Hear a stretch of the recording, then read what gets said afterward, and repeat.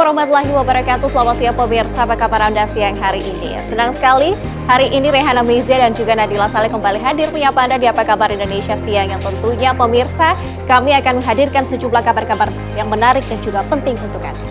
Nah, ini kita ada kabar, mungkin juga semua pada penasaran ya, 28.000 rekening diblokir PPATK. Ini rekening apa aja sih sebenarnya? Nanti kita akan dalami, Nadila dan juga pemirsa. Tapi sebelum itu kita akan mulai Apa Kabar Indonesia Siang dengan informasi pertama pemirsa. Seorang siswa SMP di Palembang, Sumatera Selatan diduga menjadi korban perundungan oleh remaja satu kampung. Korban pemirsa bahkan diceburkan ke kali dari jembatan.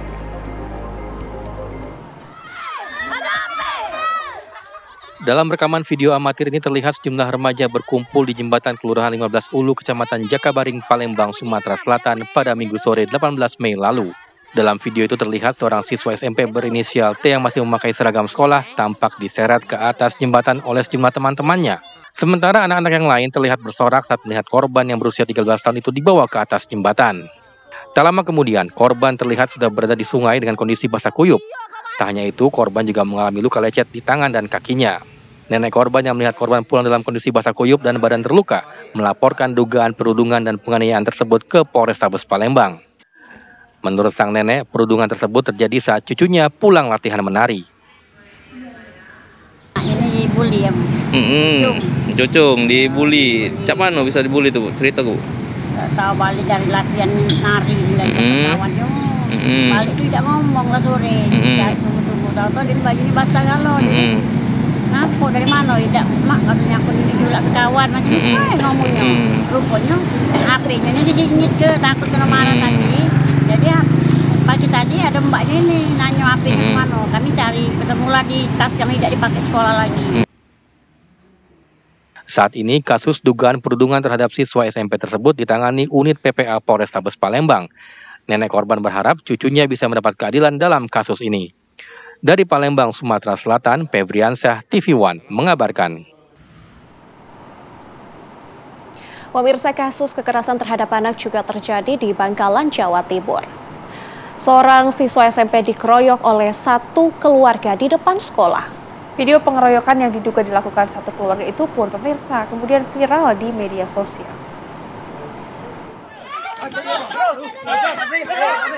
Dalam video viral berdurasi 26 detik yang beredar, terlihat aksi pengeroyokan yang dialami seorang siswa SMP swasta berinisial AS di wilayah Kecamatan Klampis, Kabupaten Bangkalan, Jawa Timur.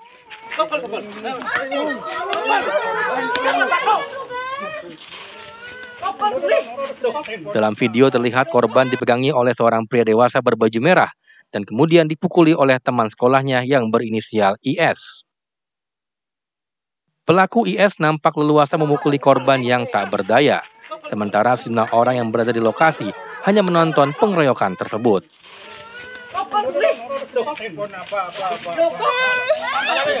Usai kejadian, keluarga korban pun langsung melaporkan kasus ini ke Unit Perlindungan Perempuan dan Anak PPA Satreskrim Polres Bangkalan. Dari keterangan korban, insiden ini berawal dari razia rambut yang dilakukan oleh pihak sekolah. Pelaku IS berhasil lolos dari razia rambut tersebut. Melihat hal itu, korban AS dengan sengaja menggunting kuncir rambut IS. IS yang kesal kuncir rambutnya dipotong, mengadukan ke keluarganya hingga terjadilah kasus pengeroyokan tersebut. Sementara itu, Dinas Pendidikan Kabupaten Bangkalan menyatakan keprihatinannya atas insiden tersebut. Dinas Pendidikan juga akan segera berkoordinasi dengan yayasan tempat SMP swasta tersebut bernaung agar meningkatkan pengawasan dan pembinaan pihak sekolah kepada para siswanya. Insiden tindak kekerasan yang ada di sosmed ya, yang mungkin lagi viral saat ini.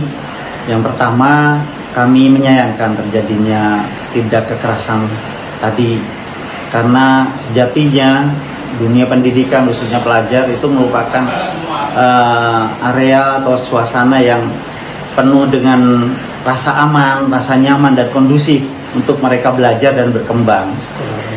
Kemudian juga sekolah juga kami selalu berupaya untuk menciptakan sekolah yang ramah anak. Pihak Dinas Pendidikan Kabupaten Bangkalan akan segera memanggil kepala sekolah terkait insiden tersebut, serta akan meningkatkan pengawasan terhadap lingkungan sekolah agar tidak terjadi hal serupa di sekolah yang lain. Dari Bangkalan, Jawa Timur, Abdur Rahim, TV One mengabarkan. Kita hadirkan informasi lainnya untuk Anda pemirsa mengenai update kakak beradik yang tewas dibunuh, di mana saat ini informasinya pihak kepolisian Polda Lampung terus mendalami kasus kematian tersebut yang terjadi di Kabupaten Pesisir Barat dengan mengirimkan sampel darah dan juga pakaian ke Puslap-4 Mabes Polri. Ya pemirsa, sampel darah dan pakaian ini akan dianalisis forensik untuk mengungkap asal-usul barang bukti serta keterkaitannya dengan korban.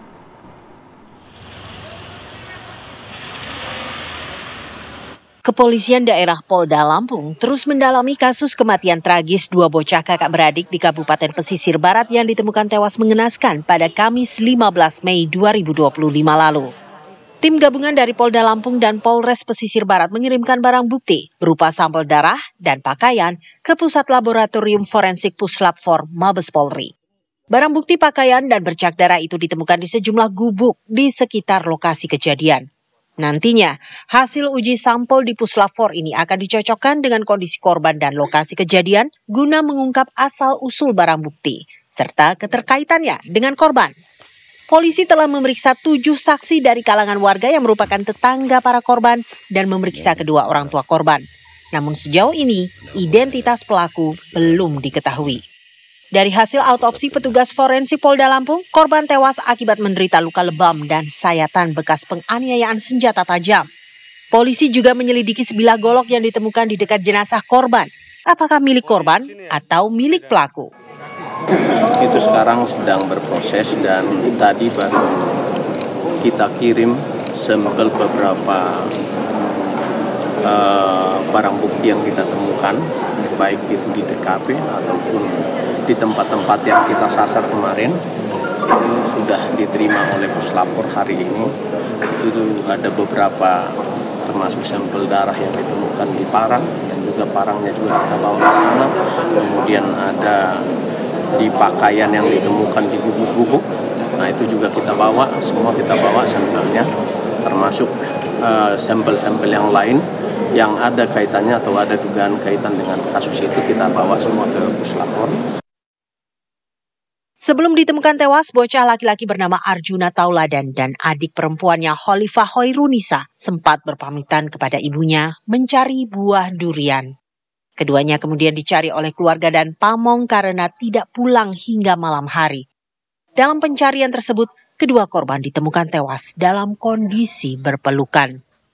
Dari Bandar Lampung, Pujian Syah, TV One mengabarkan. Pemirsa, kita ke kabar lainnya dari Cianjur, Jawa Barat.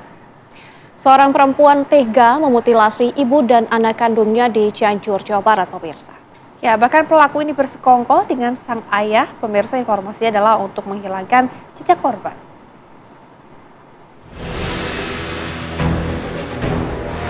Yanti Rustini dan ayah kandungnya Cahya merupakan dua pelaku pembunuhan sadis terhadap Lilis, yakni ibu kandung pelaku, dan Siti Nurhayati, anak kandung pelaku yang berusia 3 tahun, di kampung Cikadondong, Desa Cibanteng, Kecamatan Sukaresmi, Cianjur, Jawa Barat. Pelaku Yanti merupakan otak dari pembunuhan sadis dengan cara memutilasi kedua korban. Yanti tidak sendiri, dia bersekongkol dengan ayah kandungnya untuk membantu menghilangkan jejak korban. Kasus ini terbongkar setelah ada laporan dari warga yang menemukan bagian tubuh manusia di tempat sampah pada 5 Mei 2025. Polisi kemudian melakukan penyelidikan dan mengarah kepada kedua pelaku yang aktivitasnya tertutup dari warga. Di dalam rumah, polisi menemukan sisa-sisa bagian tubuh kedua korban. Pelaku juga sempat mendokumentasikan aksi kejinya dengan telepon genggam. Aksi biadab kedua pelaku dilakukan karena pelaku Yanti benci dan dendam kepada ibunya.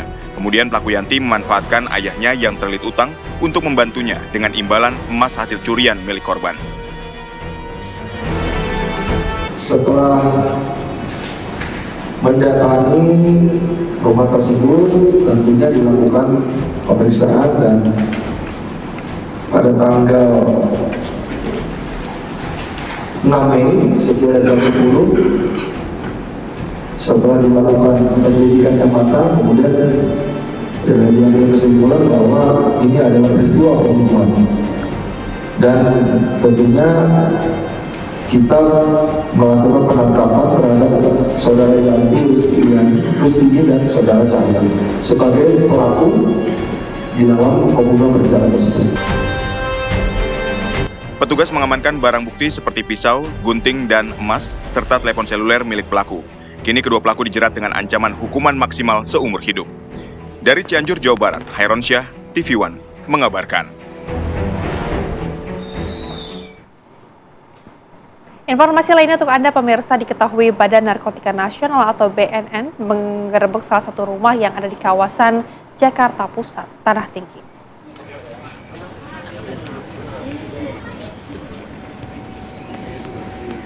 Dalam penggerebekan tersebut, pemirsa, 2 orang yang diduga sebagai kurir ini ikut diamankan beserta barang bukti narkoba jenis sabu seberat 25 kg.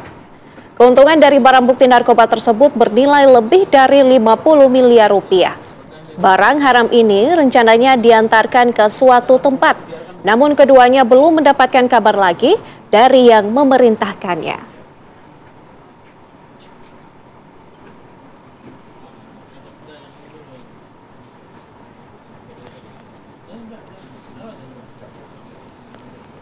Membuat sel-sel terputus, ini kita sedang analisa dari semua informasi yang kita dapatkan di lapangan. Mereka sedang mau mengantar ke satu tempat, tapi karena mereka belum diperintahkan oleh pengendalinya yang ada, kita belum tahu tempatnya di mana, tapi kita sedang berburu mereka. Jadi kita sedang operasi di mana-mana ya. Kalau rekan-rekan lihat kemarin TNI AL menangkap 2,6 ton. Lalu kita juga operasi antar provinsi, mungkin minggu depan juga kita akan rilis bagaimana operasi kita sepanjang hari, sepanjang minggu, sepanjang bulan, sepanjang tahun. Ini pesan keras buat para bandar-bandar, para penjahat narkoba ini, bahwa negara tidak akan kalah dengan mereka. Pemirsa, dari Jakarta Pusat kita menuju ke informasi dari Jakarta Utara. Aksi kejar-kejaran petugas dengan sejumlah preman yang berkedok sebagai juru parkir liar terjadi di kawasan Tanjung Priok, Jakarta Utara. Sebanyak 8 orang preman yang sudah membuat resah warga ditangkap. Dalam operasi Berantas 2025 ini, pemirsa, yang digelar oleh Polsek Tanjung Priok, Jakarta Utara diwarnai aksi kejar-kejaran. Sejumlah preman yang berkedok sebagai juru parkir berusaha melarikan diri saat petugas akan ditangkap. Namun upaya melarikan diri mereka sia-sia karena petugas berhasil menangkapnya.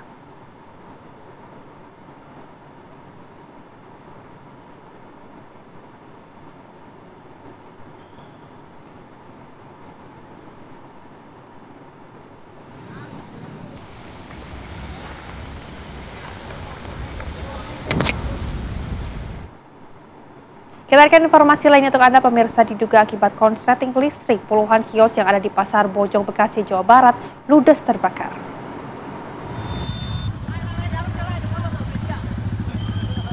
Sejumlah pedagang di lokasi menyebut api pertama kali muncul dari salah satu kios pedagang yang diduga akibat adanya korsleting listrik.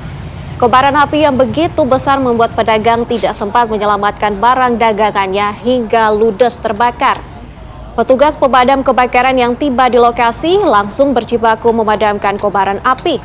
Sedikitnya pemirsa 12 mobil unit dari Dinas Pemadam Kebakaran Kabupaten Bekasi dan Kabupaten Karawang diterjunkan ke lokasi.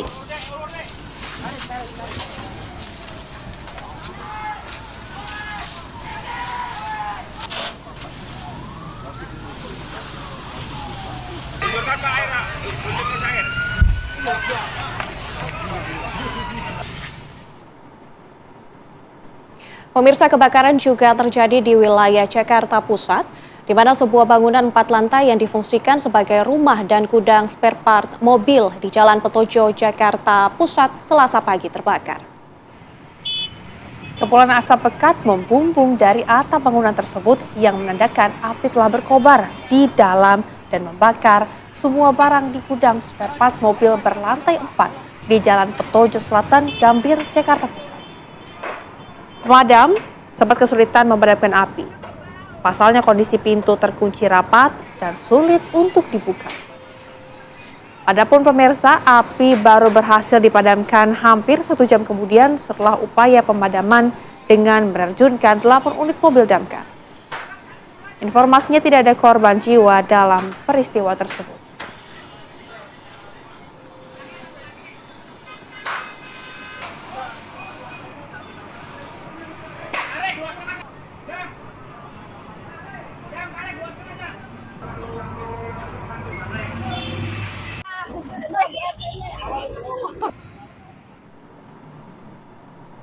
Pemirsa, ditinggal ibunya buang air besar atau BAB di sungai, seorang balita di Pasuruan, Jawa Timur dilaporkan hilang misterius.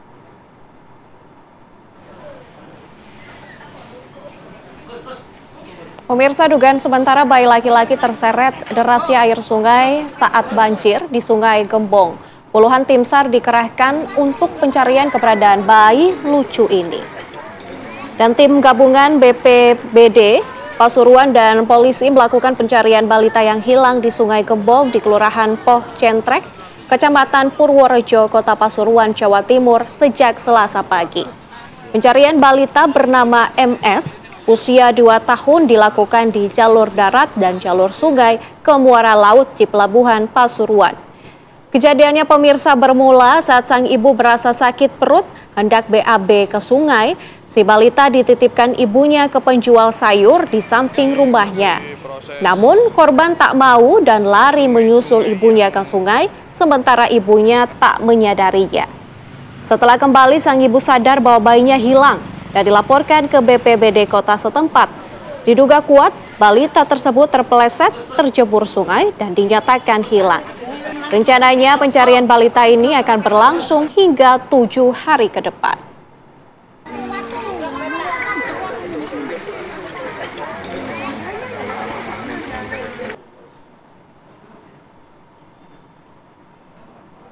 Masih bersama kami pemirsa di Apa Kabar Indonesia Siang. Tentunya di segmen ini kami akan kembali lagi menghadirkan kabar-kabar viral yang cocok nih untuk menemani makan siang Anda semua tentunya. Betul sekali. Kita akan ke informasi pertama pemirsa. Ini ada kabar buruk. Pelaku dan juga pencinta kuliner malam di Malang, Jawa Timur. Iya, karena ini pemirsa, pemerintah Kota Malang segera menerapkan pajak 10% pada usaha kuliner yang buka pada malam hari. Hai pecinta kuliner malam di Malang, siap-siap ya. Pemerintah Kota Malang akan menarik pajak 10% khusus pada usaha kuliner malam. Nah, untuk menerapkan kebijakan itu, Badan Pendapatan Daerah Kota Malang saat ini sedang mendata dan memverifikasi restoran, kedai, dan warung yang buka malam hari. Objek pajaknya adalah barang dan jasa tertentu atau PBJT. Apa itu? Yang dimaksud adalah Pujasera alias pusat jajanan serba ada, kafe untuk layanan makan di tempat, warung, minuman, angkringan, dan usaha malam lainnya yang masuk kategori PBJT itu. Sementara itu, pelaku usaha yang bakal dikenai pajak ini harus memiliki pendapatan minimal 10 juta rupiah per bulan. Ya, ini bikin pelaku usaha ketar-ketir dong. Tapi mereka bisa apa selain hanya mengikuti aturan? Ujung-ujungnya, para pelaku usaha cuma bisa berharap agar prosedur penarikan pajak serta peruntukannya bisa transparan. Untuk peruntukan pajak, pengusaha kuliner malam berharap dapat menikmati manfaatnya. Menurut pendapat saya terkait dengan adanya pajak 10% untuk pelaku usaha itu pastinya akan memberatkan ya Pak, dan juga pasti akan mengejutkan para pelaku usaha, karena menurut saya 10% itu pasti juga memberatkan. Dan juga di sisi lain banyak warung-warung yang buka malam itu bukan hanya sekedar bisnis ya Pak, tapi mungkin untuk memenuhi kebutuhan ekonomi mereka juga. Jadi menurut saya adanya pajak 10% itu juga harus ditinjau ulang, karena menurut saya adanya pajak 10% itu nantinya harus dilakukan secara transparansi juga Pak. Untuk apa, kejelasannya bagaimana, dan juga pastinya harus berdampak untuk UMKM pelaku usaha juga Pak. Jadi harus tetap ditinjau ulang supaya nanti tidak banyak yang protes. Begitu. Aturan pajak ini sekarang juga masih digodok bersama DPRD Kota Malang. Bahkan DPRD mengusulkan agar pelaku usaha kuliner yang kena pajak ini beromset bulanan minimal 20 juta rupiah, bukan 10 juta rupiah. Rencana penerapan wajib pajak 10% bagi usaha kuliner malam hari sebagai upaya pemerintah Kota Malang dalam memperluas jangkauan pendapatan asli daerah dari target 163 miliar rupiah. Dari Malang, Jawa Timur, Edi Cahyono, TV One mengabarkan.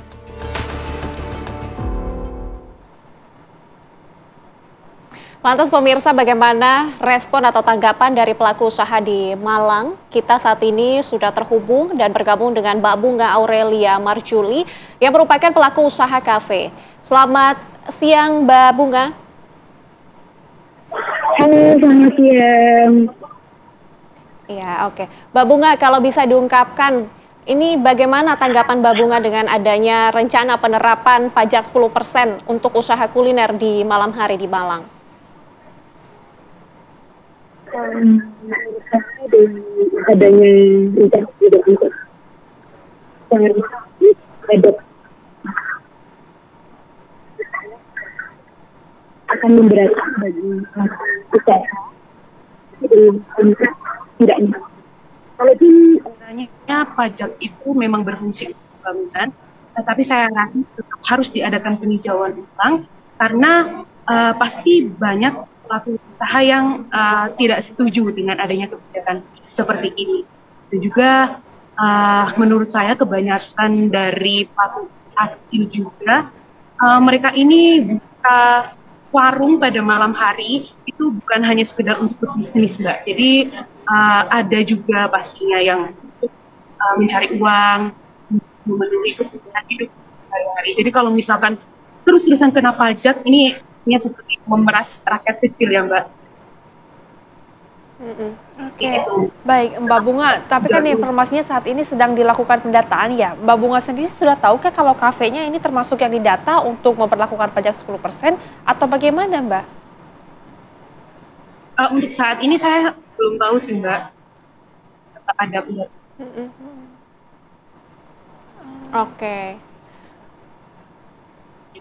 Oke, tapi sudah ada sosialisasikah Mbak Bunga?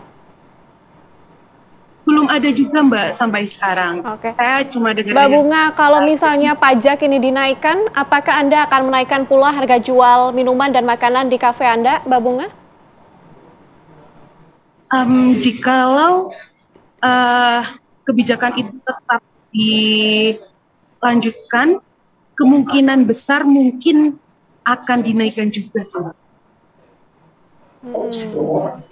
Mbak Bunga, tapi sejauh ini sudah ada sosialisasi mengenai siapa saja yang dilakukan pendataan begitu kafenya di daerah Mbak Bunga?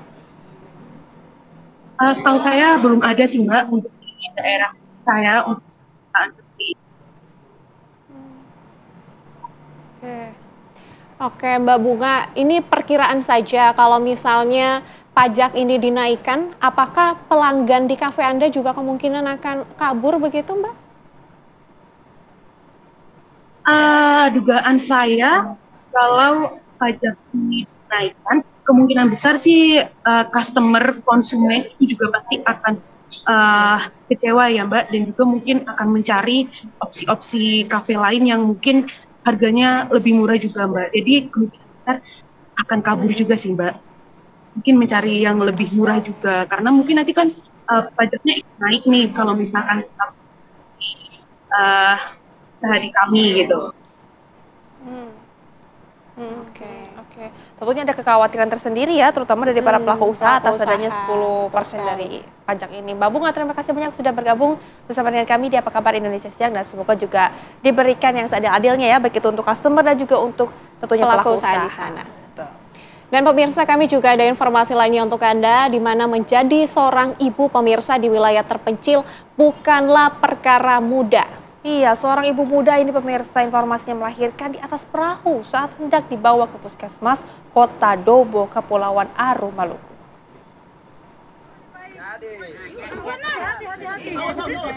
Bidan dari Puskesmas Galai Dubu Kota Dobo, Kepulauan Aru ini akhirnya harus turun ke perahu cepat yang ditumpangi Herlina Mupuje, ibu muda asal Desa Tungu, Kecamatan Pulau-Pulauan Aru. Awalnya Herlina sudah hendak melahirkan di puskesmas pembantu di desanya. Namun ternyata di sana oksigen kosong sehingga Herlina dirujuk ke puskesmas Galai Dubu. Bidan di puskesmas pembantu khawatir Herlina butuh oksigen karena ini persalinan pertamanya. Namun dalam perjalanan ke puskesmas Galai Dubu yang beda pulau, Herlina malah melahirkan secara normal dengan lancar dibantu kader pustu dan dukun beranak. Karena lahir di tengah laut, perahu cepat buru-buru melanjutkan perjalanan ke Galai Dubu. Setibanya di pelabuhan rakyat, bidan puskesmas Galai Dubu sudah menunggu. pertama yang untuk proses persalinan, jadi untuk menjaga tidak terjadinya adanya hal-hal yang lain, dan memang kebetulan pun juga adanya kekosongan oksi oksi di Tungu, di Puskesdes Tungu. Jadi langsung bidan dari Tungu informasi ke bidan kami untuk proses persalinannya di Puskesmas Lobo. Tapi dalam perjalanan yang terjadi, ibu langsung ada dalam proses partus di proses perjalanan. Sang ibu dan bayinya pun telah mendapatkan perawatan yang diperlukan di puskesmas dan kondisi mereka sehat. Baik. Kemarin bagaimana proses melahirkan itu, bagaimana itu?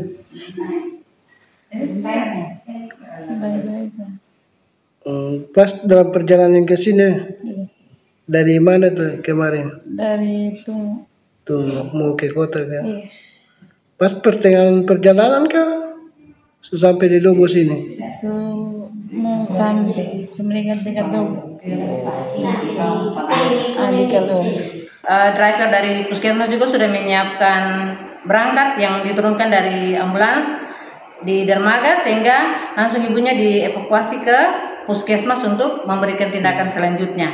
Untuk kondisi saat ini, Bu? Untuk kondisi saat ini keadaan ibu sehat, bayi juga sehat. Bayinya sudah diberikan suntikan HB0, sekalian ibunya juga sudah diberikan obat oral, sehingga tinggal tunggu saja untuk mau dipulangkan ke rumah. Melahirkan di wilayah terpencil memang masih butuh perjuangan. Beruntung kali ini fisik sang ibu baik, sementara sang bayi bisa dilahirkan dengan selamat. Beruntung pula cuaca saat itu mendukung sehingga perjalanan yang ditempuh pun relatif lancar. Dari Kepulauan Aru, Maluku, Latif Madilis, TV One mengabarkan. Kembali bersama kami pemirsa di Apa Kabar Indonesia Siang. Pemirsa, Pusat Pelaporan dan Analisis Transaksi Keuangan atau PPATK memblokir 28.000 rekening bank yang pasif atau dorman selama tahun 2024. Pemblokiran dilakukan untuk mencegah tindak pidana terkait aktivitas judi online dan juga tindak pidana lain.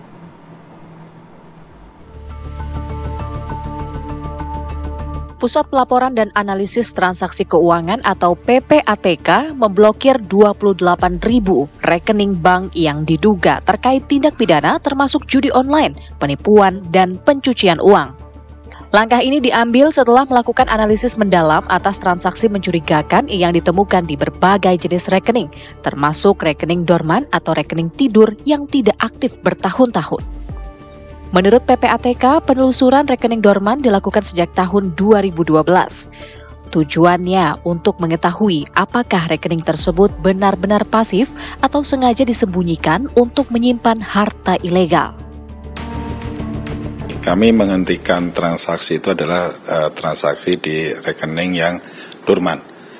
Dan tentu saja ini berdasarkan analisis kami bahwa banyak rekening dorman yang digunakan untuk penampungan tindak pidana, bukan hanya judi online, tapi juga tindak pidana peretasan, tindak pidana penipuan, dan tindak pidana lainnya. Dan kalau memang itu bukan rekening dorman atau bank salah mengkategorikan bahwa itu sebenarnya bukan rekening dorman, tapi dikategorikan dorman dan dihentikan, maka dapat melakukan reaktivasi ke bank untuk dapat digunakan lagi rekeningnya. PPATK menegaskan penelusuran rekening dorman dan pemblokiran rekening bermasalah adalah pembagian dari upaya menjaga sistem keuangan nasional dari penyalahgunaan oleh jaringan kejahatan digital.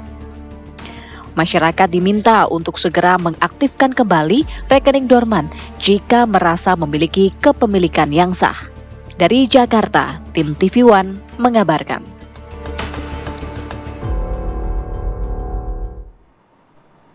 Pemirsa, tentunya langkah PPATK memblokir rekening nasabah bank ini untuk menangani kasus judi online, dan juga kita akan terus pemirsa ini mendalami bagaimana sebetulnya untuk mempengaruhi 28.000 nasabah dari berbagai bank. Nah, siang hari ini kita sudah bergabung bersama dengan Pak Natsir Kongas, selaku Kepala Kelompok Humas PPATK. Selamat siang, Pak.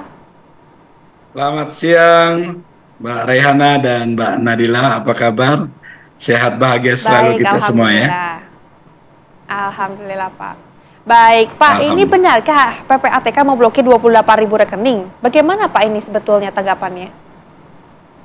Ya, jadi memang dari 28.000 rekening yang ada itu digunakan oleh pelaku kejahatan untuk transaksi berbagai macam kejahatan. Dan yang terbanyak itu adalah transaksi judi online. Banyak juga transaksi dorman ya, atau rekening-rekening yang diperjualbelikan itu digunakan untuk kejahatan lainnya, korupsi ya, perdagangan narkoba, lalu kemudian perdagangan orang, dan banyak sekali tindak pidana kejahatan asal untuk pencucian dilakukan dengan menggunakan jual beli dan rekening dorman yang ada. Begitu Mbak Rehana dan Mbak Nadila.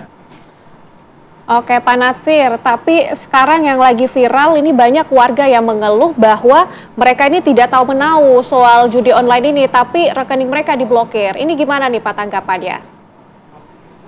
Ya ini yang salah satu ya dari persoalan kita, di mana para pemilik rekening yang ada itu tidak pernah melakukan transaksi ya kepada bank dalam arti bertatap muka misalnya. Sejauh ini yang selalu terjadi parameter yang paling sensitif terkait dengan rekening dorman ini adalah nasabah pemilik rekening itu tidak pernah melakukan pengkinian data nasabah. Kalau dia melakukan transaksi dengan online, nah seperti itu. Padahal kalau kita tahu ada ketentuan yang diperlakukan oleh bank harus melakukan prinsip mengenal pengguna jasa (MPJ). Nah, di sini banyak sekali juga nasabah itu yang tidak melakukan pengkinian terhadap datanya, padahal secara berkala ya lewat bank memberitahu kepada nasabah untuk melakukan pengkinian dari nasabah yang ada.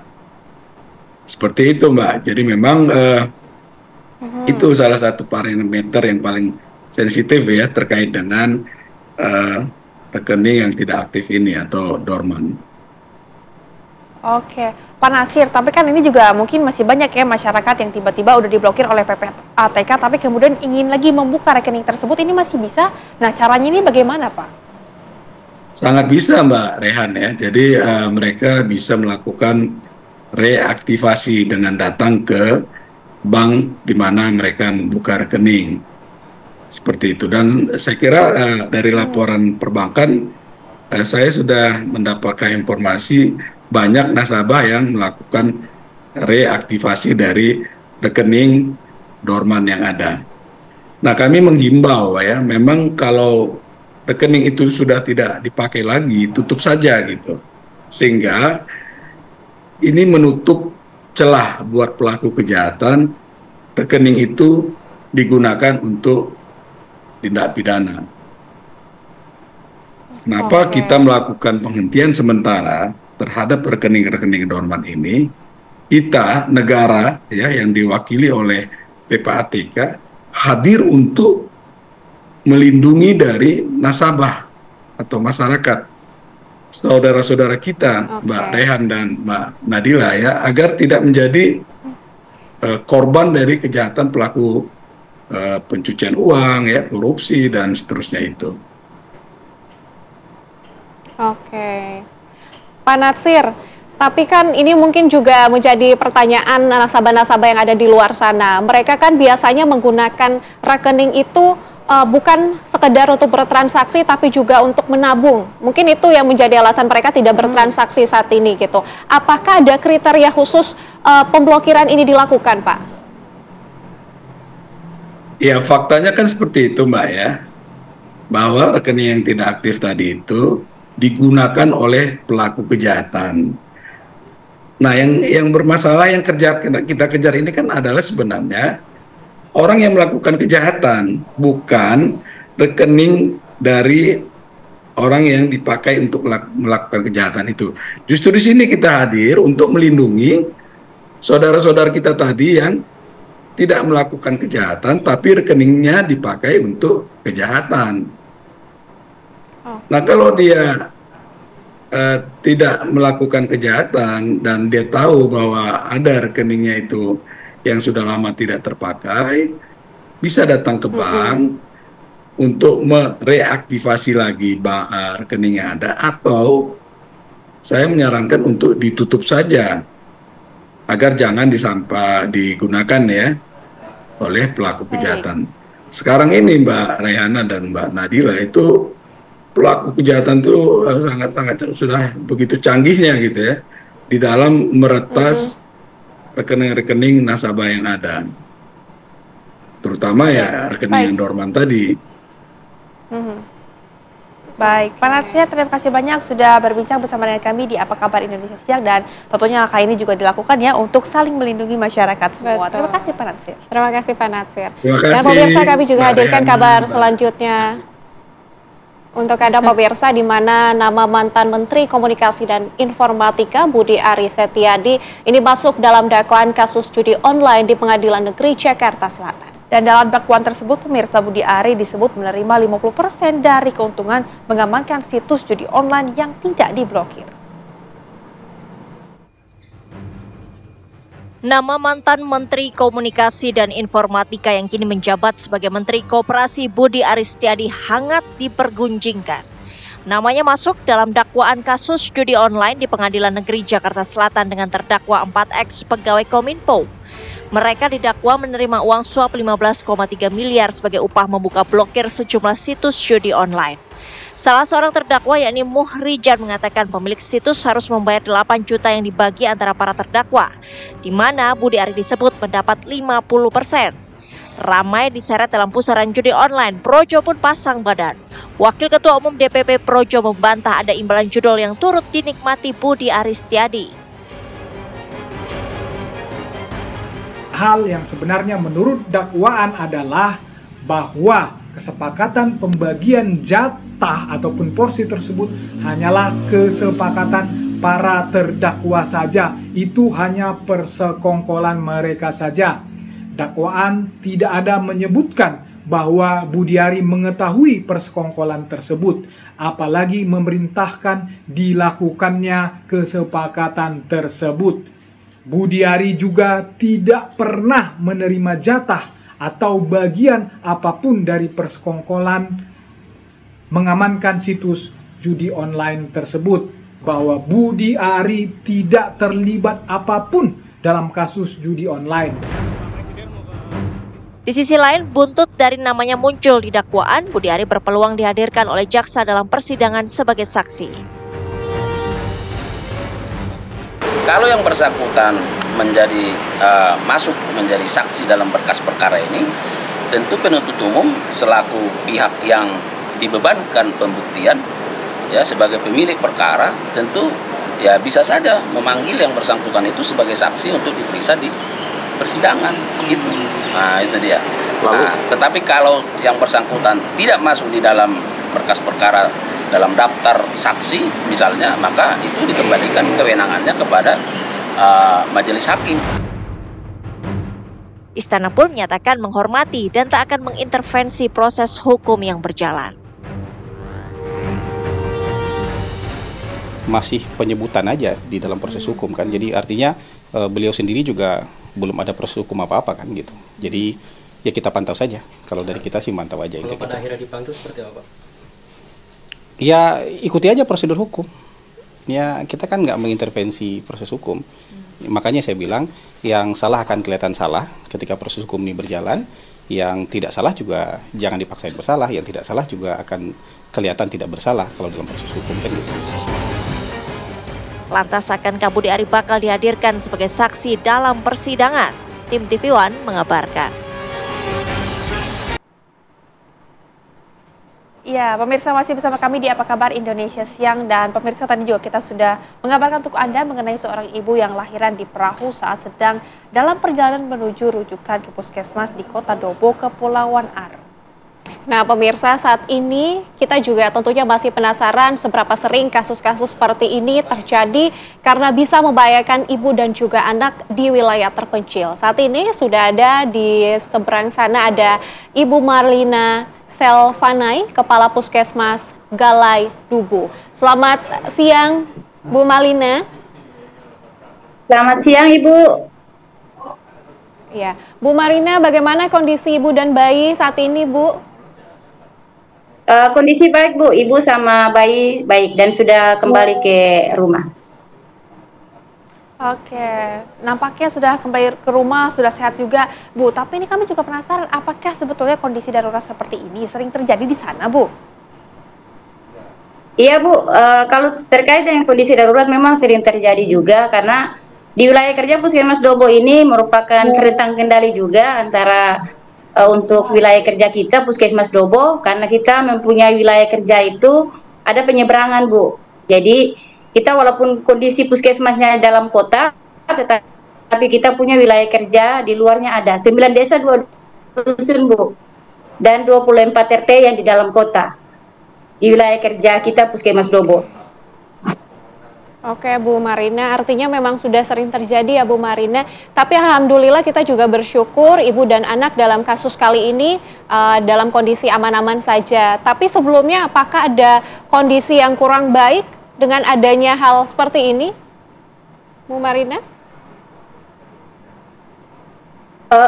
Sesuai, Bu, dengan kalau ada indikasi-indikasi yang memang untuk persalinan, karena untuk proses persalinan kita semuanya dianjurkan untuk pelayanan persalinannya di puskesmas, Bu. Jadi dengan wilayah kerja kita Puskesmas Dobo, adanya pustu dan puskesmas juga kita semua diarahkan untuk persalinan ke Puskesmas Dobo sebagai untuk memenuhi tidak terjadi adanya permasalahan dengan keselamatan ibu dan keselamatan bayi, Bu. Oke, Ibu, ini tapi mengapa sang ibu ini tidak dirujuk jauh-jauh dari hari sebelum melahirkan, Bu? Mengingat kan kondisi geografis di sana juga cukup jauh ya antara Pulau Satu dan juga yang lainnya tadi yang juga tidak memungkinkan untuk bergerak cepat, Bu. Iya, dengan kondisi alam, Bu. Jadi sekarang memang dengan kondisi alam juga sangat kondisi alam sekarang pun juga tidak bersahabat. Dan memang kemarin karena merupakan ini anak pertama dari ibu untuk proses persalinan, di setiap kampung juga kami diisi dengan tenaga kesehatan, dan di Desa Tungu ini juga ada 2 bidan di sana. Tetapi untuk keselamatan pasien pun juga langsung dirujuk ke kita Puskesmas Dobo. Tetapi memang dalam perjalanan langsung dalam persalinannya di dalam perjalanan antara Desa Tungu sama kami ke perjalanan ke Puskesmas Dobo, Bu. Oke, Bu Marlina, kita juga sebenarnya turut senang dengan kondisi ibu dan juga sehat, ya? anak yang tampak sehat. Namun kita berharap agar kondisi seperti ini tidak terjadi lagi dan ini bisa menjadi perhatian bagi kita semua. Terima kasih Bu Marlina sudah terhubung bersama kami di Apa Kabar Indonesia Siang. Terima kasih, Bu. Ya, baik, dan tentunya pemirsa kami juga akan mengajak Anda untuk beralih ke informasi lainnya. Ini kekecewaan mendalam dialami Iis Nurlina, warga Kecamatan Banjar, Kabupaten Pandeglang, Banten, yang merupakan peserta rekrutmen pegawai Rumah Sakit Umum Daerah atau RSUD Labuan. Ya, pemirsa, pasalnya setelah dinyatakan lolos dan sempat bekerja, Iis malah diberhentikan sepihak oleh panitia seleksi. Ironisnya, pemutusan kerja sepihak tersebut disampaikan bukan melalui surat resmi atau pertemuan formal, namun melalui panggilan telepon. Assalamualaikum warahmatullahi wabarakatuh. Inilah Iis Nurlina, warga Desa Citalahap, Kecamatan Banjar, Kabupaten Pandeglang, Banten, yang merupakan salah seorang peserta rekrutmen pegawai Rumah Sakit Umum Daerah atau RSUD Labuan, yang videonya viral di sosial media lantaran diberhentikan secara sepihak oleh panitia seleksi. Padahal ia mengaku lolos rekrutmen dan sudah bekerja 1 hari. Ironisnya, ia mengaku bahwa pemutusan kerja sepihak tersebut disampaikan bukan melalui surat resmi atau pertemuan formal, namun melalui panggilan telepon. Iis Nurlina menyebut selain dirinya ada sebanyak 25 orang peserta rekrutmen RSUD Labuan yang telah dinyatakan lolos dan sempat bekerja selama 1 hari dan diberhentikan sepihak oleh panitia seleksi. Padahal mereka yang telah diberhentikan secara sepihak ini telah dinyatakan lolos berbagai tahapan, mulai dari pemberkasan administrasi, tes CAT atau Computer Assisted Test, pemberkasan administrasi fisik secara langsung, hingga telah melakukan tanda tangan kontrak kerja. Pihak panitia beralasan bahwa pemutusan kerja dilakukan karena masa berlaku sertifikat yang dianggap kedaluarsa. Ia juga mengaku telah berupaya memperjuangkan haknya dengan menemui Kepala Dinas Kesehatan Provinsi Banten. Pihak Dinkes Banten menyampaikan tidak bisa memutuskan persoalan ini karena hanya menerima hasil dari panitia seleksi. Sedangkan saat mendatangi kantor BKD Banten, pihaknya hanya membantu RSUD Labuan dalam rekrutmen pegawai baru. Sampai kami tanda tangan kontrak, kerja 1 hari, ke kegiatan pagi sampai sore, sampai malam lah ya. Sampai malam, tapi ternyata besoknya kami langsung diberhentikan melalui telepon. Saya sih menerima telepon itu di jam 6. Teman-teman yang lain ada yang di jam 12, ada yang jam 11, ada yang jam 3 malam. Gitu. Sekelas provinsi masa memberhentikan pasien, memberikan peserta ini atau karyawan masa melalui telepon, tidak ada surat resmi, tidak ada surat pengumuman resmi maupun pengumuman melalui grup WA rumah sakit pun tidak ada. Sementara itu, Wakil Gubernur Banten Dimyati Natakusuma mengatakan bahwa rekrutmen pegawai RSUD Labuan sudah berjalan dengan transparan. Namun ia menyebut seharusnya verifikasi dokumen peserta dilakukan sebelum tanda tangan kontrak agar tidak ada pihak yang dirugikan saat lolos rekrutmen. Pihaknya juga akan melakukan evaluasi atas persoalan tersebut dan meminta kepada peserta agar melapor jika ada oknum yang melakukan suap atau memanipulasi data.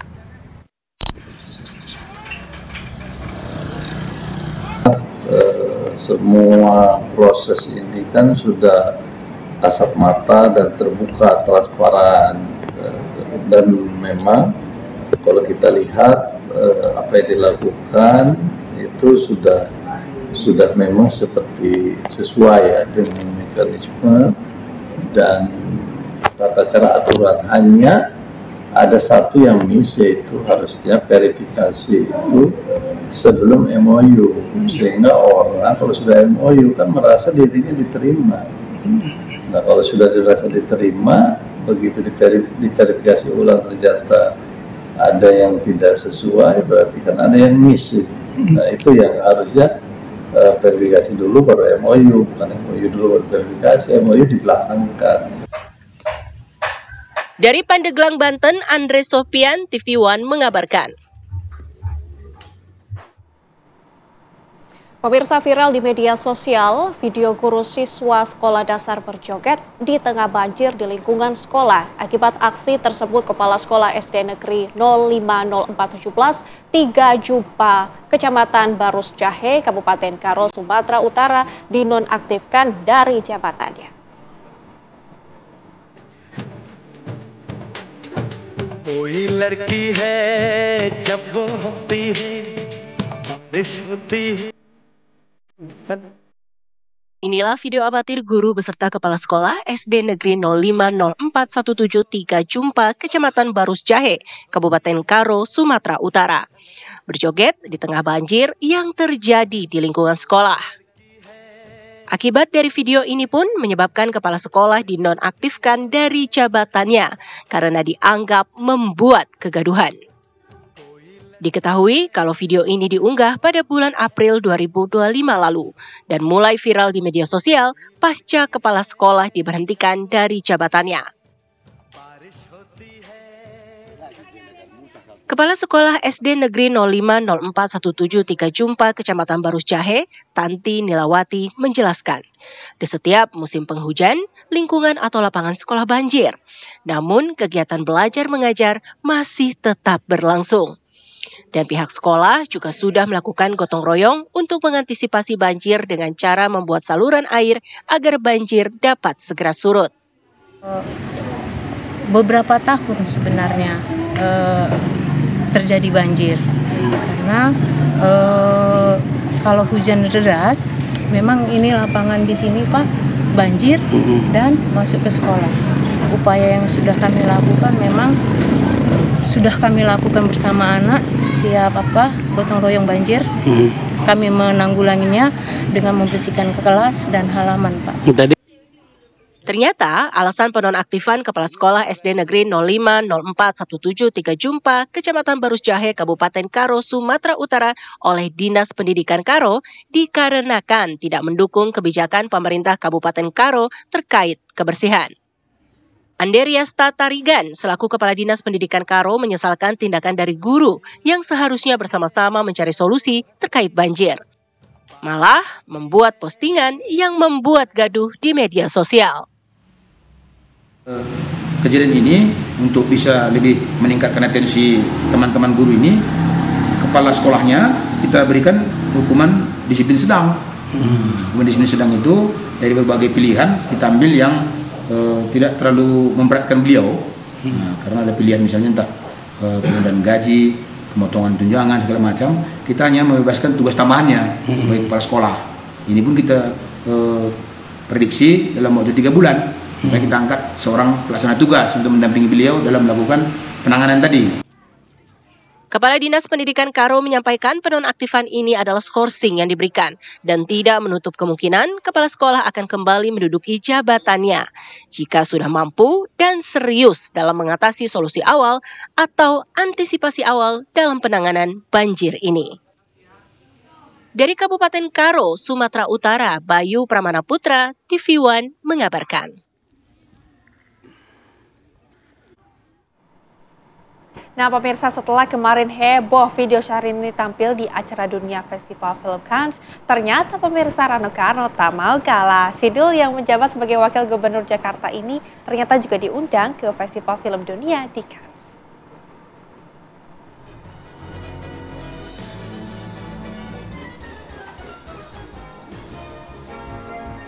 Ini suatu kehormatan besar bagi saya, artinya juga bagi Jakarta, bahwa saya mendampingi Pak Menteri Kebudayaan hadir di red carpet.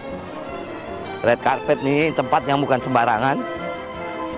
Biasanya adalah movie star atau orang-orang yang memang filmnya ikut dalam festival di Cannes ini. Nah, karena Jakarta akan segera membentuk Film Commission, saya diberikan kesempatan untuk lewati red carpet ini. Asik.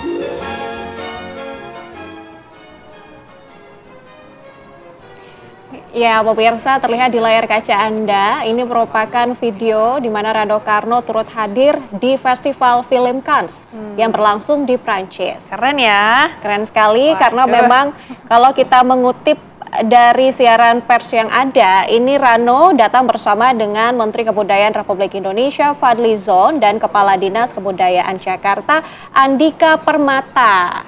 Wah. Nih wakil gubernur aneh nih, kayak gini, keren ya. Oke. Kita juga tadi melihat ada sejumlah tokoh-tokoh dari Indonesia yang juga turut hadir di sana. Dan tentunya ini merupakan suatu bentuk kebanggaan bagi kita, masyarakat Indonesia. Karena ada perwakilan kita yang turut hadir dan diundang di Festival Film Cannes. Betul sekali. Selain Rano juga tadi juga ada banyak artis-artis lain ya. Syahrini juga datang juga nih, kayak nggak mau kalah nih.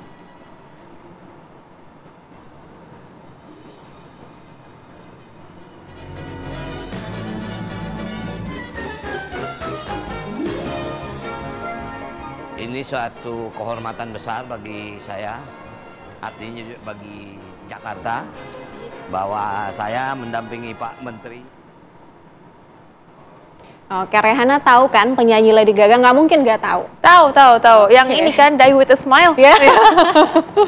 Oke, ini superstar Lady Gaga ini pemirsa kembali menggelar konsernya selama 4 hari di Singapura. Dan yang paling mengejutkan adalah Rehana dan juga pemirsa, Lady Gaga ini merupakan penyanyi kelas dunia, tapi ia makan di warung. Seperti apa informasinya berikut untuk Anda.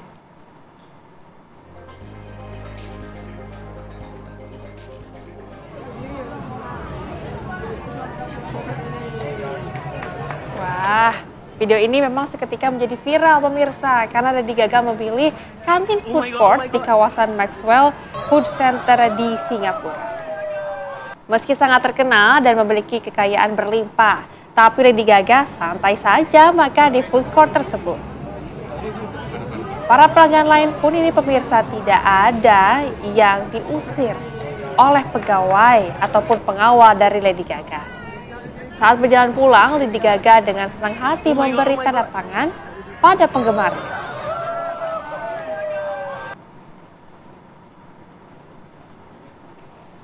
Lady Gaga ini down to earth banget ya, walaupun artis superstar masih bisa mau makan loh di warung.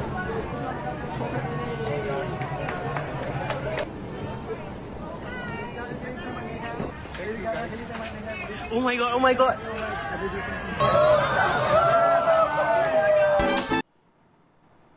Masih bersama kami pemirsa di Apa Kabar Indonesia Siang.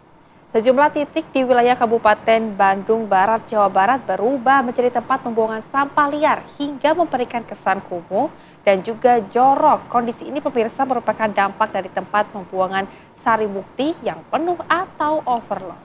Ya pemirsa, akibatnya Bupati Kabupaten Bandung Barat JJ Rici Ismail ini geram dengan kondisi tersebut.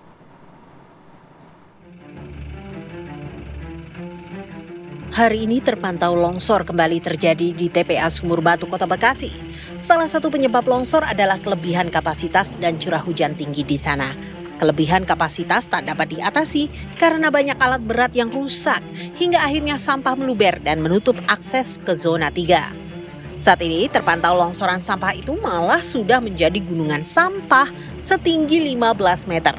Pemerintah Kota Bekasi pun sudah mendapatkan ancaman penutupan dari Kementerian Lingkungan Hidup dan Kehutanan KLHK gara-gara penanganan buruk di TPA tersebut yang menjadi sumber pencemaran. Pemkot Bekasi pun menjanjikan gelontoran dana untuk memperbaiki TPA Sumur Batu. Kami akan mengalokasikan dana hampir 200 miliar dalam rangka untuk menyiapkan sanitary landfill yang ada. Karena ini adalah perintah dan ini adalah merupakan kewajiban yang harus kita lakukan. Harus ada upaya-upaya strategis, upaya-upaya yang harus kita gerakan dalam rangka pengelolaan 1.800 ton per hari yang dihasilkan oleh warga masyarakat. Walaupun konsep menyelesaikan dari hulu sampah itu terus kita optimalisasi. Bank-bank sampah, ada Jumat berkah sampah, ya, kemudian juga magotnya kita optimalisasi, termasuk bagaimana mengolah, menghancurkan sampah mulai dari hulunya. Selain mengalokasikan dana hampir 200 miliar rupiah untuk tangani sampah, pemerintah Kota Bekasi juga menggandeng pemerintah Jakarta guna mengentaskan permasalahan sampah yang tak kunjung usai ini. Saat ini di TPA Sumur Batu hanya ada 5 alat berat yang beroperasi untuk menangani 1.800 ton sampah di sana. Akankah Bekasi berhasil mengentaskan krisis lingkungan hidup yang ditimbulkan oleh tempat pembuangan akhir di wilayah mereka? Dari Bekasi, Jawa Barat, Kurnia Dwi Hapsari, TV One mengabarkan. Pemirsa, kini kita telah bergabung dengan rekan kami Kurnia Dwi Hapsari yang sudah ada di tempat pembuangan akhir Sumur Batu, Kota Bekasi. Nia, selamat siang. Apakah sampai saat ini gunungan sampah di sana semakin tinggi atau seperti apa, Nia? Iya, selamat siang Najila, Rehana dan juga pemirsa. Sampai dengan saat ini di TPA Sumur Batu, Bantar Gebang, Kota Bekasi masih overload, di mana sampah ini masih terlihat menumpuk, bahkan akibatnya terjadi longsor. Dan longsor tersebut, jika di belakang saya ini sebenarnya terlihat jalan untuk menuju akses ke zona 3, karena akibat longsor ini saat ini sudah tertutup, bahkan longsornya ini sudah menutup jalan hingga menjadi gunungan sampah tinggi hampir 15 meter. Saat ini kondisi di siang hari terjadi antrian truk, kendaraan truk, karena memang untuk di TPA Sumur Batu ini overloadnya disebabkan selain memang harus ada perluasan lahan di pembuangan sampah di TPA Sumur Batu, alat-alat berat yang dioperasikan untuk membuang sampah ini juga masih minim karena banyak alat berat ini yang rusak, sehingga proses pengangkutan ini menjadi terhambat. Memang untuk jika misal pagi hari ini tidak terlalu terlihat antrian, di siang hari ini karena sudah banyak kendaraan truk sampah yang mengangkut sampah dari wilayah Kota Bekasi ini berdatangan, maka terjadi antrian. Mereka, para supir ini harus menunggu lebih dari 2 jam untuk melakukan proses pembuangan sampah di TPA Sumur Batu ini. Pemerintah Kota Bekasi, menurut Wali Kota Bekasi, memang sudah mendapatkan peringatan dari Kementerian Lingkungan Hidup dan juga Kehutanan untuk tidak lagi melakukan proses open dumping atau membuang sampah dengan hanya dibuang saja, tidak diolah secara khusus, namun dirubah proses pengolahan sampah yang lebih ramah lingkungan. Dan memang untuk wilayah Kota Bekasi sendiri, pemerintah akan mengalokasikan dana senilai 200 miliar dari APBD perubahan. Hal ini dilakukan untuk merubah proses pengolahan sampah yang tadinya hanya sekedar dibuang saja, namun dilakukan proses pembuangan sampah yang lebih ramah lingkungan lagi. Dan pemerintah Kota Bekasi juga akan mengoptimalkan pembuangan sampah ini dari wilayah hulu, di mana warga ini menjadi titik awal dari proses pembuangan sampah. Nantinya akan digiatkan lagi bank-bank sampah dan juga kegiatan Jumat bersih, sehingga 1.800 ton sampah per hari dari wilayah Kota Bekasi tidak seluruhnya nanti dibuang ke sini, namun sudah dioptimalkan terlebih dahulu di bank-bank sampah yang ada di tingkat RW.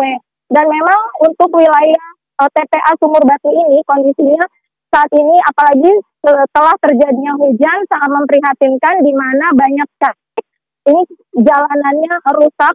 Dan memang dari supir truk ini banyak yang mengeluhkan terkait dengan kondisi jalan, karena tak jarang para supir truk ini tergelincir, bahkan mobil ataupun truk yang mereka angkut ini terguling karena rusaknya jalan di area dari pintu masuk hingga ke tempat titik pembuangan TPA Sumur Batu ini. Dan diharapkan pemerintah segera melakukan perbaikan jalan dengan cara dicor, sehingga tidak lagi truk-truk sampah yang membuang sampah dari wilayah Kota Bekasi ini terjebak ataupun tergelincir di area pembuangan sampah zona 2 ini.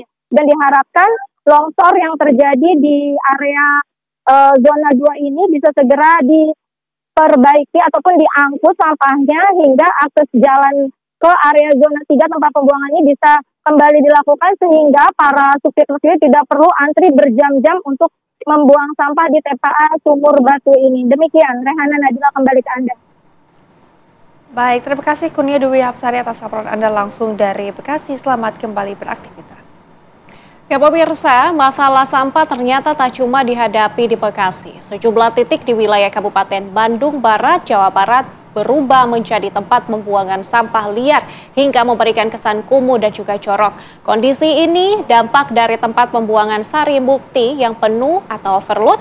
Akibatnya, Bupati Kabupaten Bandung Barat JJ Rijo Ismail geram dengan kondisi tersebut. Ya, tadi kan kegupayan, Pak.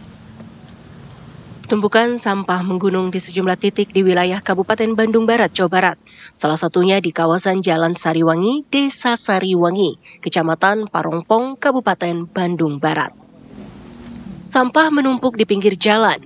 Meskipun terpasang spanduk bertuliskan dilarang membuang sampah di sini dengan ukuran besar. Namun, setiap harinya tumpukan sampah terus bertambah dan kemunculan tempat pembuangan sampah liar di titik lainnya menambah masalah. JJ Rici Ismail, Bupati Kabupaten Bandung Barat yang melakukan inspeksi mendadak ke tempat pembuangan sampah liar, geram dengan tumpukan sampah yang membuat kesan kumuh dan jorok. Ia menargetkan 2-3 hari sampah-sampah tersebut sudah harus dibersihkan.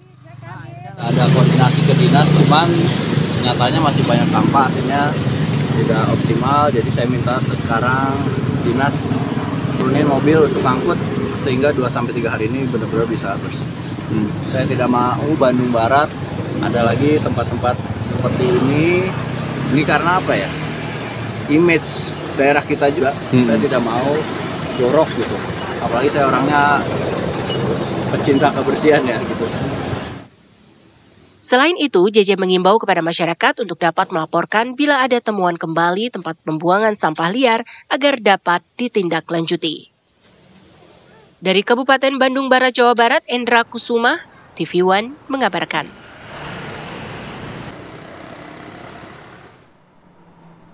Kita akan beralih ke informasi lainnya pemirsa. Kementerian Koordinator Bidang Hukum, HAM, Imigrasi dan juga Pemasyarakatan Republik Indonesia menggelar konferensi pers penangkapan WNA asal Amerika Serikat pelaku produksi pornografi.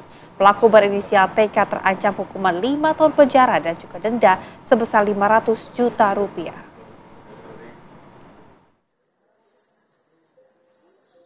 Kementerian Koordinator Bidang Hukum, HAM, Imigrasi, dan Permasyarakatan Republik Indonesia menggelar konferensi pers penangkapan tersangka warga negara asing yang memproduksi konten porno. Tersangka merupakan WNA asal Amerika Serikat berinisial TK, ditangkap pada 25 Maret 2025 di Imigrasi Bandara Gusti Ngurah Rai, Bali, dan sudah diamankan di Jakarta per 8 April lalu. TK menjual konten amatir video dewasa melalui media sosial X dan Telegram dengan nama akun @Oliver_Woods. TK dikenakan pasal 122 Undang-Undang Nomor 6 Tahun 2011 tentang keimigrasian WNA yang sengaja melakukan atau menyalahgunakan izin tinggal. Kasubdit Penyidikan Ferry Kosandi menyebut TK terancam 5 tahun penjara dengan maksimal denda 500 juta rupiah.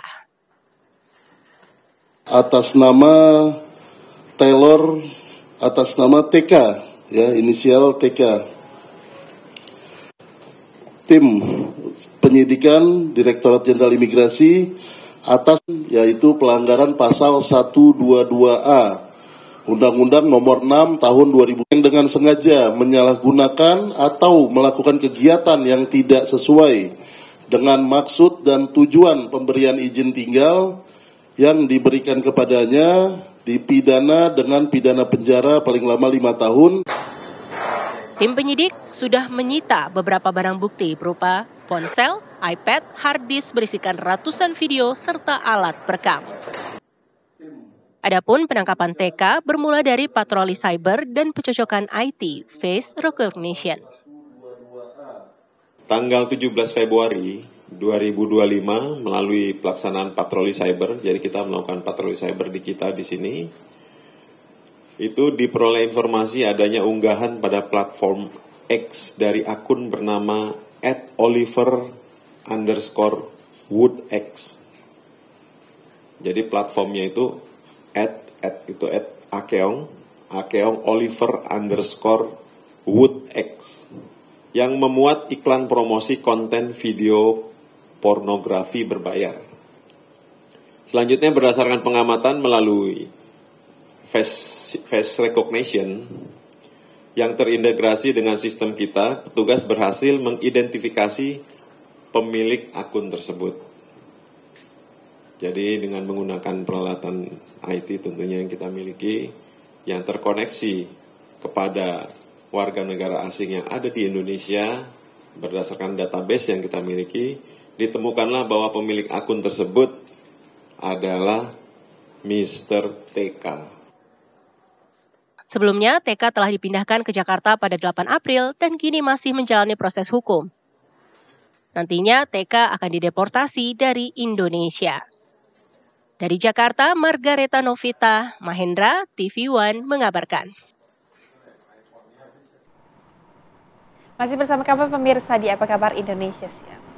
Pemirsa, Sekretaris Kabinet Teddy Indra Wijaya semalam melayat Ibrahim Syarif bin Hussein Ibrahim Assegaf, suami jurnalis Najwa Shihab.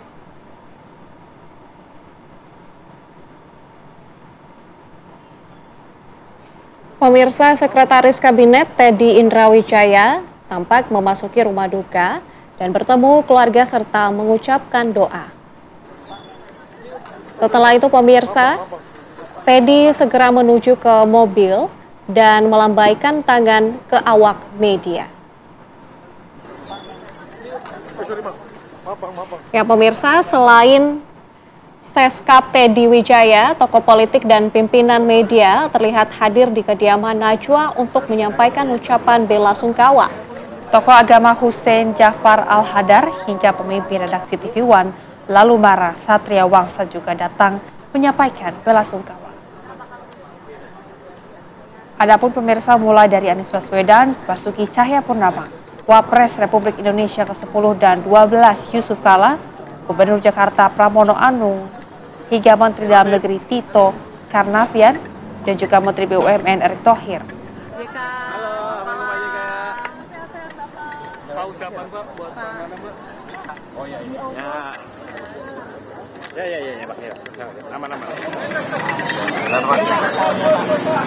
Sedikit ya, kami dari seluruh pimpinan, karyawan, TV1 menyampaikan turut berduka cita yang mendalam pada Bu Naswa atas meninggal suami tercinta.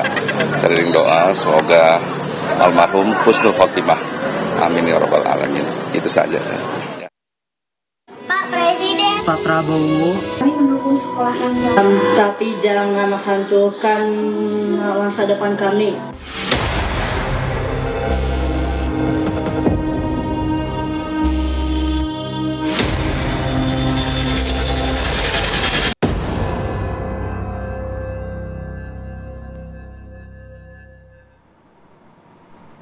Pemirsa, pembongkaran bangunan gedung sekolah luar biasa negeri SLBN Pajajaran Bandung menjadi sorotan.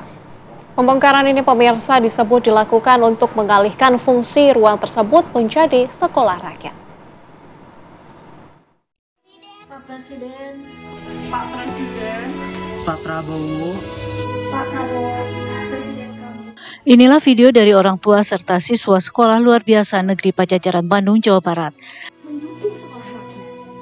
Sambil memohon, mereka meminta agar gedung sekolahnya dipertahankan. Belajar anak kami. Tapi jangan. Namun, sekolah tetap dibongkar. Masa depan kami. Tapi jangan bongkar sekolah kami. Jangan hancurkan masa depan. Pembongkaran gedung SLB Negeri Pajajaran membuat orang tua sedih. Apalagi pembongkaran ini dilakukan saat sebagian siswa sedang menempuh ujian kelulusan.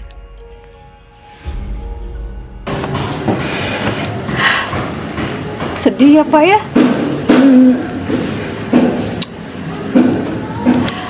Pas saya datang ke sini itu di pas hari Senin sama Selasa itu kan libur. Ketika hari Rabu masuk itu pas ujian. Terus rame-rame gitu, ada apa gitu ya. Taunya kelasnya dibongkar. Ini berarti anak ibu sekarang belajar di ruang mana? Di depan Pak. Ya, lagi ujian kan. Ya, kelas 3, anak saya SMP kelas 3. Oh berarti ini dibongkar saat ujian? Saat ujian. Berarti ruang ujiannya dipindahin? Iya.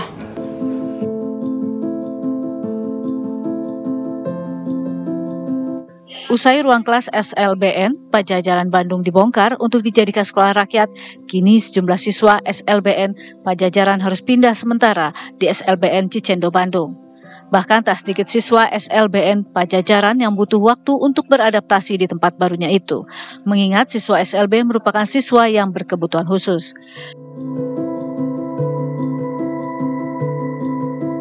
Dari Bandung, Jawa Barat, Cepi Kurnia, TV1 mengabarkan.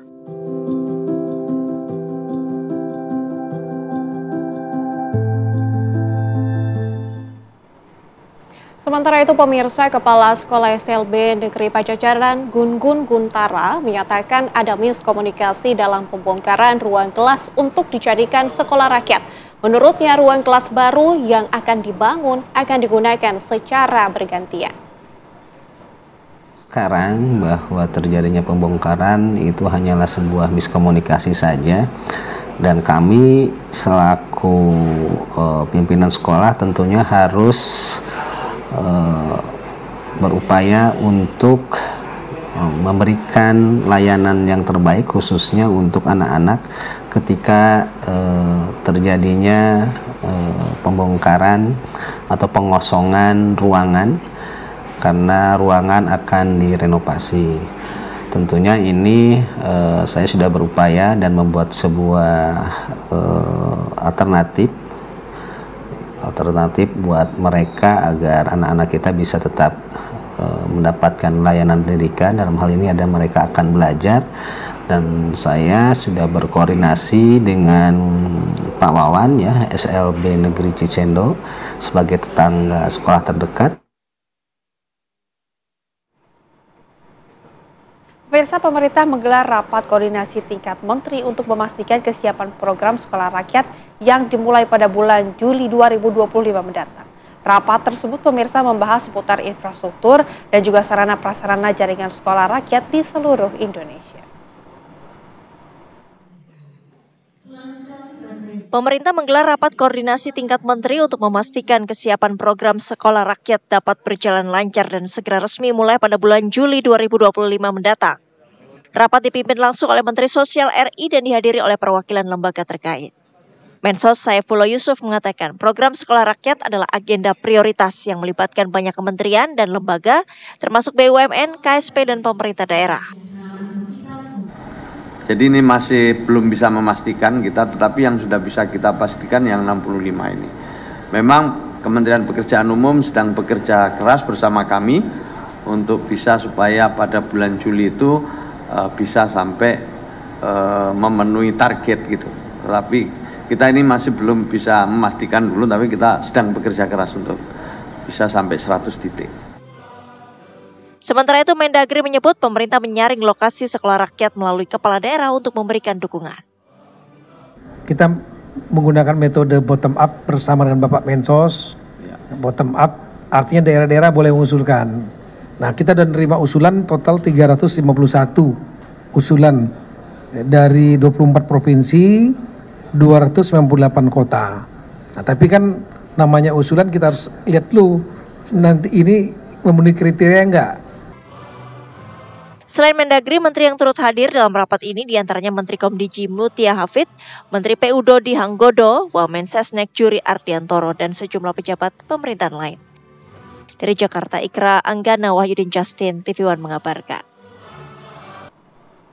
Anda kembali menyaksikan Apa Kabar Indonesia Siang. Pemirsa, Kementerian Kesehatan mencabut membekukan pelaksanaan PPDS Anestesi Universitas Diponegoro di Rumah Sakit Umum Pusat Dr. Karyadi Semarang.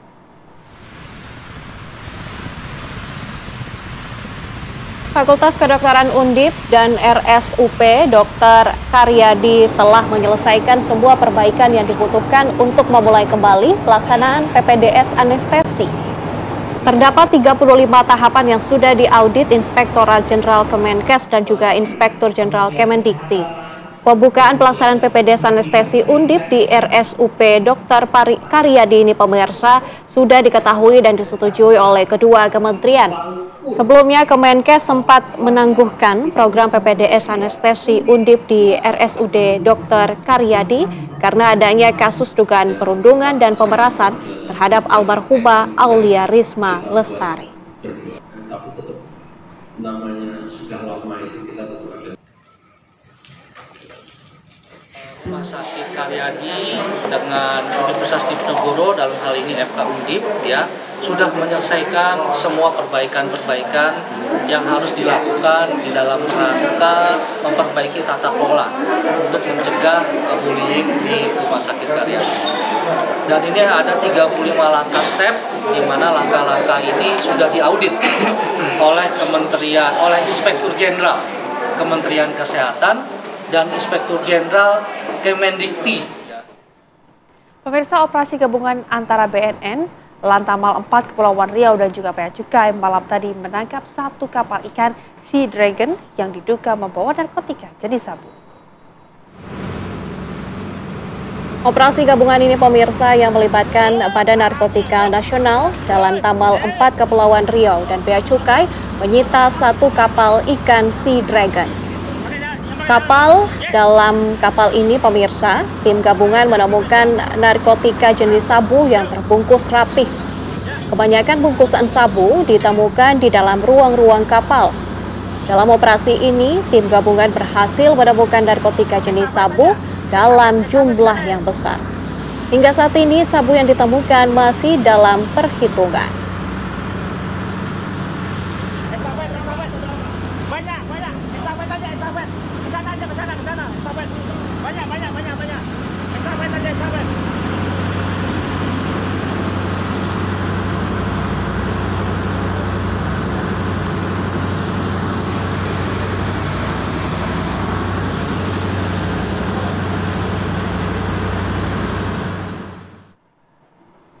Pemirsa, TNI AL bersama Badan Narkotika Nasional, Kepolisian, Bea Cukai, dan juga Kejaksaan memusnahkan 2,61 ton barang bukti narkotika di markas Lantamal 4 Batam, Kepulauan Riau. Narkotika itu, pemirsa, sebelumnya disita dari kapal Thailand yang ditangkap beberapa hari lalu.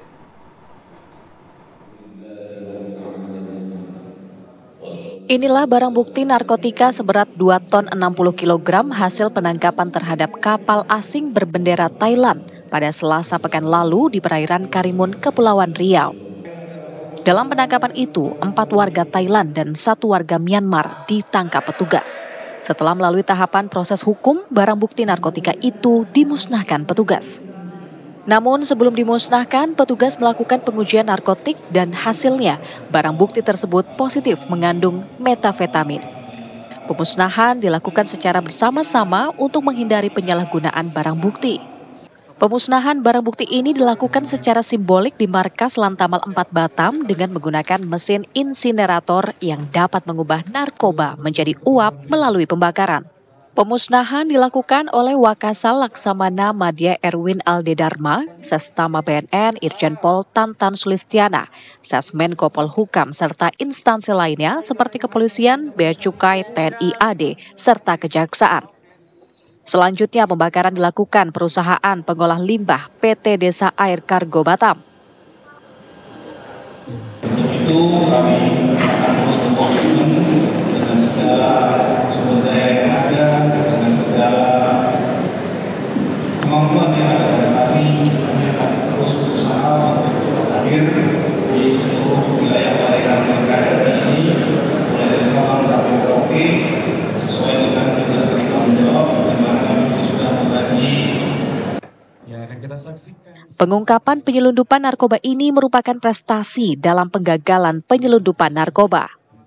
TNI AL berkomitmen akan menjaga kedaulatan dari berbagai ancaman dan bahaya, termasuk ancaman bahaya peredaran narkoba melalui jalur laut.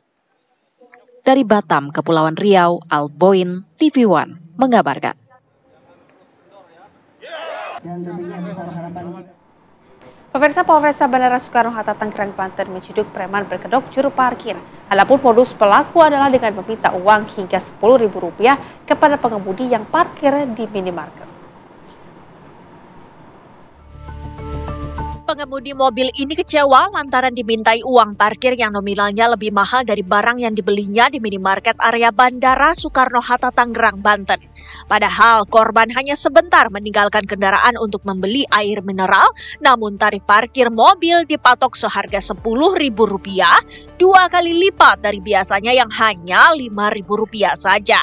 Merespon keluhan tersebut, Satuan Resmo Polresta Bandara Soekarno-Hatta pun bergerak cepat dan menangkap 2 pelaku yang memanfaatkan lahan parkir untuk mengambil keuntungan pribadi dengan menyiapkan karcis yang telah direkayasa dengan biaya dinaikkan hingga 100%. Petugas langsung membawa para pelaku ke Polresta Bandara Soekarno-Hatta dengan sejumlah barang bukti, yaitu 3 bundel karcis parkir, buku laporan, dan uang sebesar Rp600.000. Jadi yang diamankan ada 2 orang, yaitu inisial J dan inisial Y, dengan barang bukti berupa 4 buah bendel tiket, 1 bendel buku kwitansi, 1 buah buku catatan parkir inap, dan uang tunai sebesar Rp604.000.